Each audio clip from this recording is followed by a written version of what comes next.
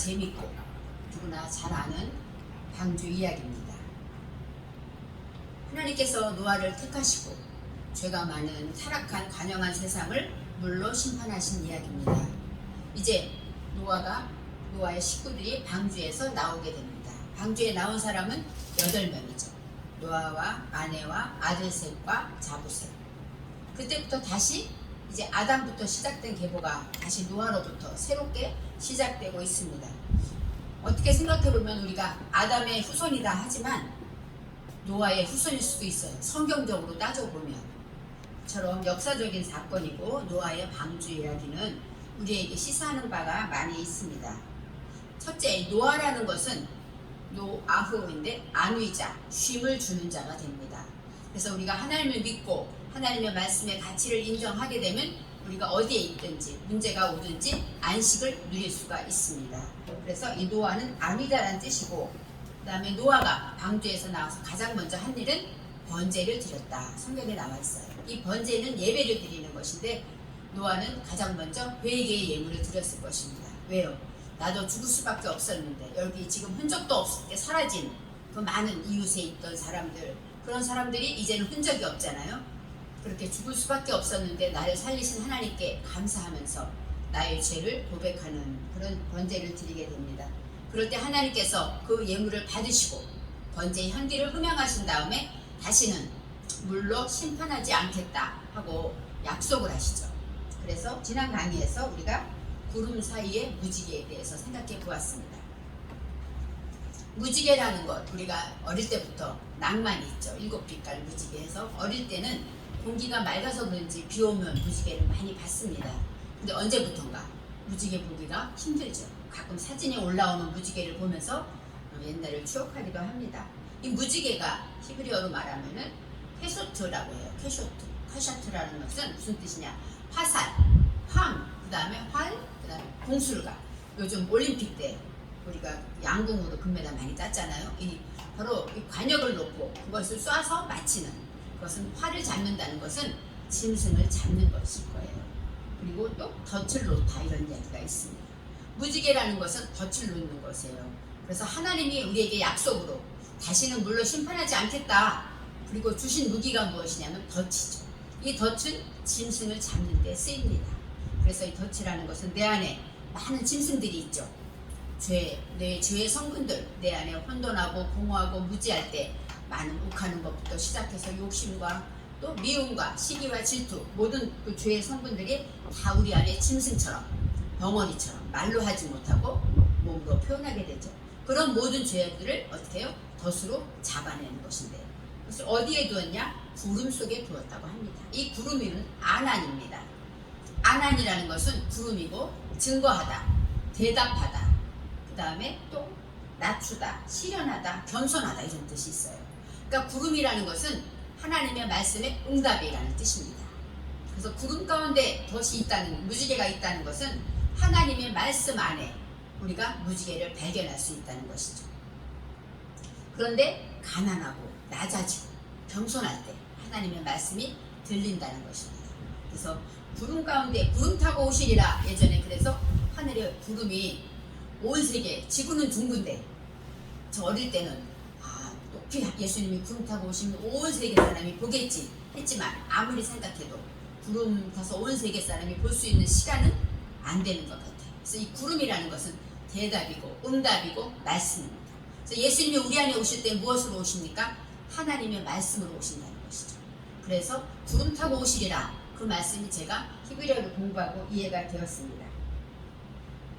오늘의 말씀에서 이제 노아가 나온 다음에 노아의 식구들에 대한 이야기가 나옵니다. 노아의 식구들은 아들 셋이 있어요. 노아의 아내에 대해서는 나와 있지 않습니다. 나와 있지 않고 아들이 나오는데 18절 말씀에 방주에서 나온 노아의 아들들의 이름이 나옵니다. 노아의 아들들, 이렇게 생각해 보세요. 자식이 많은 자는 어때요? 전통에 화살이 많은 것처럼 성에서 부끄러움을 당하지 않는다고 했어요. 그래서 예전에 자식이 많으면 속썩이는 자식도 있을 거고, 그렇죠? 이해가 안 갔어요. 자식이 하나만 있어도 진짜 올바르게 잘 크면 그것이 자랑일 텐데 자식이 많으면 화살 같다, 그렇게 설명했는데 이 말씀에서 풀리는 것은 자식이 많다는 것은 빼입니다. 이 빼는 뭐예요? 하나님의 말씀을 내 정신에 세운 것을 말해요. 그래서 자식이라는 것, 노아의 자식들, 그 얘기는 하나님의 말씀으로 안위 얻고 힘을 얻은 자에게 생겨지는, 정신에 세워진 것이 무엇이냐? 셈과 함과 야벳이라고 나오는 것이죠. 자식이 많은 자는 전통에 화살이 많은 것처럼, 화살은 뭐야? 아까 말했죠. 하나님의 능력으로 짐승을 잡을 수 있기 때문에, 그래서 부끄러움을 당하지 않는다. 그 얘기는 뭐예요? 하나님의 말씀을 내 정신에 많이 세운 자는 어디 가서 어떤 문제를 만나도 부끄러움을 당하지 않게 하나님이 지켜주신다. 이런 뜻이 있습니다. 이제 아들들에 대해서 말할 때 하나님의 말씀으로 노아가 내 정신에 세운 것들이에요. 역사적으로 물론 노아의 아들의 이름이 있죠. 고유 명사마다 히브리어는 뜻이 있어요. 예수, 그것은 구원자, 그런 뜻이 있고, 모세, 물에서 건지다. 그 다음에 또 어떤 뜻이 있냐면 아담, 사람이란 뜻이지만 하나님을 닮다, 그런 뜻이 있어요. 이것처럼 이 셈과 함과 야벳은 다 고유명사이기 때문에 뜻이 있습니다. 첫 번째 아들 셈은 쉐임인데 그것은 명분, 이름을 말해요. 우리가 이름을 정해주면 제가 가끔 어떤 때는 사형수라든가 못된 사람들 보면 이름은 되게 멋있더라고요. 부모가 태어나면 어떤 이름을 줍니까? 좋은 이름, 올바른 이름에 명분을 주죠. 그래서 사람마다 뭐 빛날희, 현숙할현, 뭐 아름다울 미, 이렇게 좋은 글을 써주는 이름처럼 이 쉐임이라는 것은 명분으로 이름값을 하는 것을 말합니다. 바로 노아는 이제 구원받고 이제 새로운 삶을, 구원받은 삶을 살면서 올바른 일을 하기를 원합니다. 하나님 보시기에 모든 것을 감사해야지, 기도해야지, 이렇게 올바른 일을 할 때 바로 이름값을 하는 것입니다. 올바른 일을 한다는 것은 그럴 때 무엇이 생기냐면 함이 생기죠. 이 함은 어떤 뜻이냐면 따뜻하다, 덥다, 한낮의 정오예요. 정오는 어떤 시간입니까? 바로 하루 위에 햇볕이 있기 때문에 그림자가 없어요. 그래서 한낮의 뜨거운 것은 정오라고 말하잖아요. 그 얘기는 뭡니까? 하나님과 내가 하나가 되는 것, 일직선이 됐을 때 나에게 뜨거운 열정이 생기는 것이죠.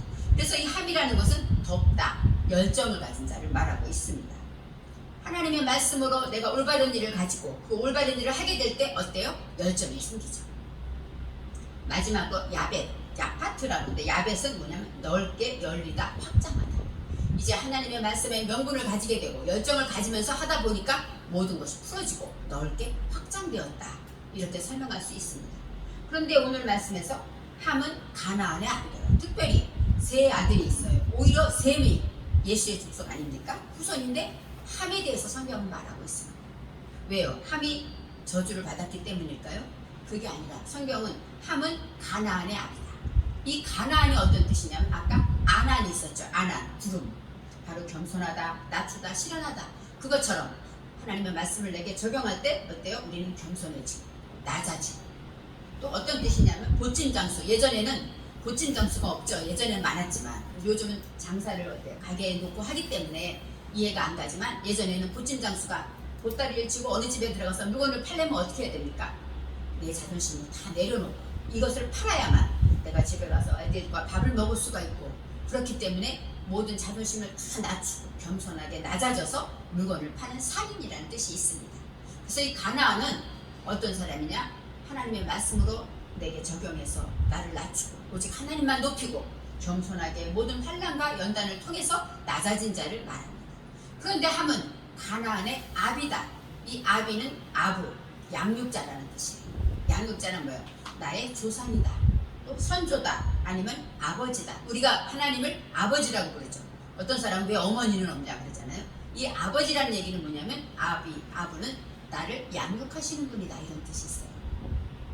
그래서 하나님은 나를 지금도 양육하고 계시죠. 환난을 통해서 또 기쁨을 통해서 말씀을 통해서 항상 우리를 사건을 통해서 양육하고 계시잖아요. 그래서 이 가나안의 아비라는 얘기, 함이 어디서 나왔냐? 가나안에서 나왔어요. 가나안의 그 염려와 근심과 고통과 낮춰지는 그 모든 것을 양육받은 자가 바로 함이라는 것입니다. 그래서 함이 왜 이렇게 중요하냐? 그 다음 장면에 함이 나오기 때문에 그렇죠.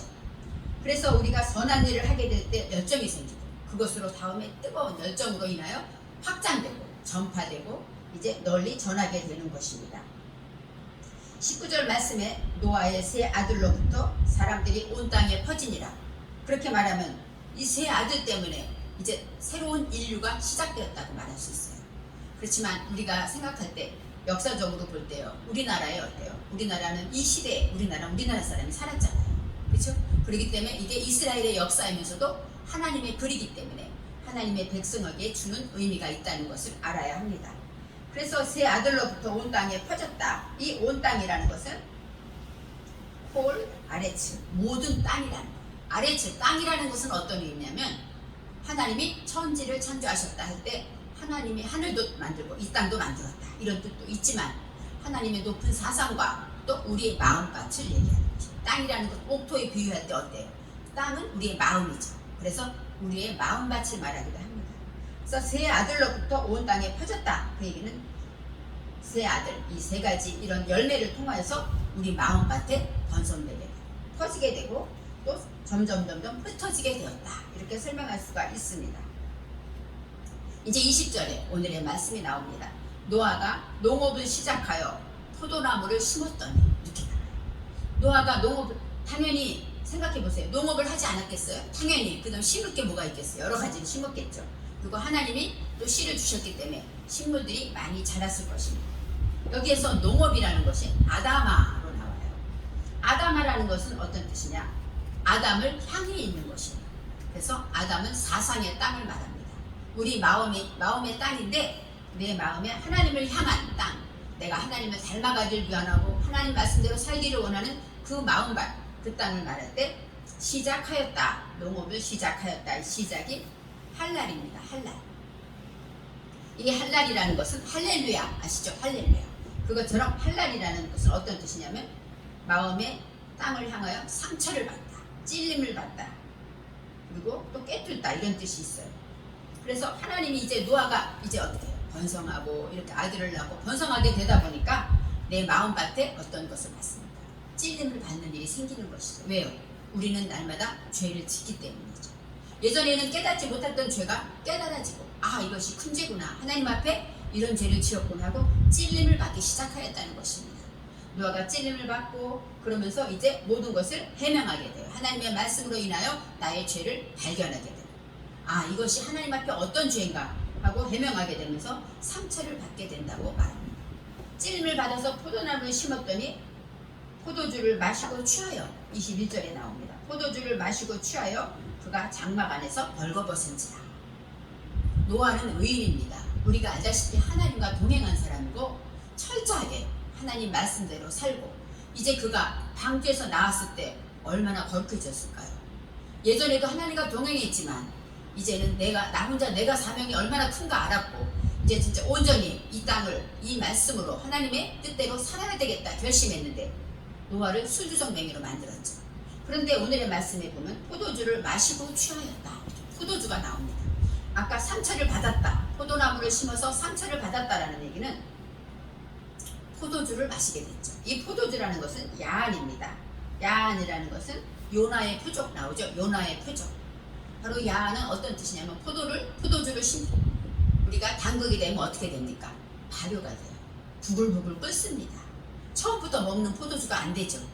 버글버글 끓고 항아리 안에서 부글부글 끓고 그럴 때 어때요? 뚜껑을 닫아놓으면 거기서 꼭 참고 인내하게 됩니다.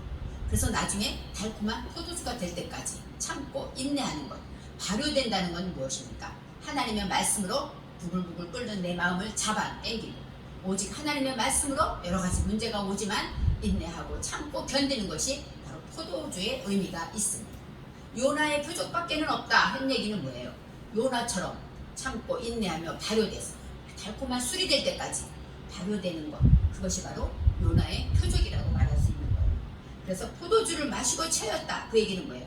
하나님의 말씀을 듣고 발효되어서 열심히 참고 인내하면서 살아갈 때 마시게 되었다, 취하였다, 똑같은 뜻인데 그것은 어떤 뜻입니까? 마시다, 술 취하다, 그런 뜻이 있어요. 그러니까 거기에 성령으로 흠뻑 취하다, 이런 뜻이 있습니다.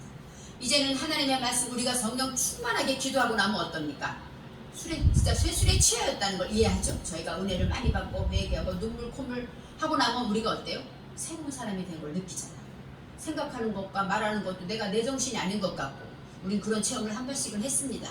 그렇게 새술에 완전히 취했을 때 장막 안에서 벌거벗었다고 말합니다. 이 장막이라는 것은 오할입니다. 오할은 어떤 뜻이냐면 장막 안, 빼토크 가운데 정중앙이고, 장막은 우리가 있는 거처를 말하죠. 거처를 말하기 때문에 하나님이 우리가 사는 그 삶의 현장에서 벌거벗었다 이렇게 말합니다. 이 벌거벗다라는 것은 깔라예요. 깔라. 그래서 갈릴리라는 동네가 있잖아요. 그것이 똥을 불려내다 그런 뜻이 벌거벗다, 불려내다. 내 속의 무지와 수치와 모든 것들을 불려내게 되었다 이런 뜻이 있습니다. 그래서 벌거벗었다라는 얘기는 바로 내 모든 허물과 죄를 다 누설했다. 그러니까 성령이 충만하면 내가 죄인데 예전에는 감췄던 것도 다 벗어내죠. 아, 내가 이런 죄를 지었어. 내가 이렇게 하나님 앞에 죄인입니다.